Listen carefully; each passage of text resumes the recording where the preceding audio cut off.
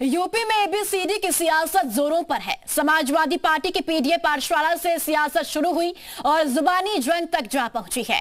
अब योगी सरकार में मंत्री ओपी राजभर ने एबीसीडी के जरिए समाजवादी पार्टी को निशाने पर लिया है।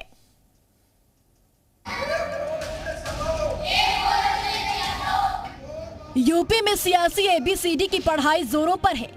पीडीए स्कूल में समाजवादी पार्टी बच्चों को A for Akhilesh, D for Dimple पढ़ा रही है, तो अब बीजेपी सरकार में मंत्री ओपी राजभर समाजवादी पार्टी को एबीसीडी के नए शब्दों के जरिए घेरने में लगे हैं।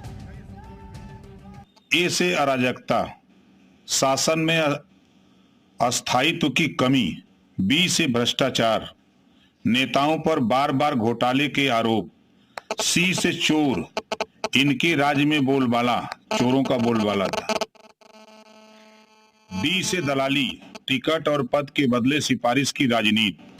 अभी तक योगी आदित्यनाथ और अखिलेश यादव के बीच शब्दावली को लेकर वार पलटवार का दौर जारी था। गौ से गणेश, गधा और गरीब की लड़ाई हुई, लेकिन अब योगी सरकार के मंत्री ने समाजवादी पार्टी के खिलाफ मोर्चा संभाला। ओम प्रकाश राजभर ने निशाना साधा, कहा कि सपा सरकार को सही मायने में एबीसीडी आती तो सत्ता से बाहर नहीं होती। देखिए, समाजवादी पार्टी को इतनी ही एबीसीडी आती होती तो इतनी पार्टी सत्ता से बाहर नहीं होती।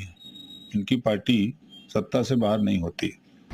एबीसीडी की सियासी लड़ाई अब तेज होती जा रही है। पीडीए स्कूल के नाम पर वार पलटवार में समाजवादी पार्टी ने राजभर को घेरने की कोशिश की, लेकिन ये उत्तर प्रदेश की जनता को बताना पड़ेगा कि कहीं ना कहीं एजुकेशन की जो चोरी की जा रही है वो सिर्फ और सिर्फ ओम प्रकाश राजभर और उनके द्वारा जो सरकार चल रही है इस वक्त योगी आदित्यनाथ के नेतृत्व में, उनके द्वारा की जा रही है। 2027 के चुनाव से पहले जुबानी जंग शुरू हो चुकी है। ऐसे में तमाम मुद्दों पर अभी से एक दूसरे की घेराबंदी शुरू हो गई है।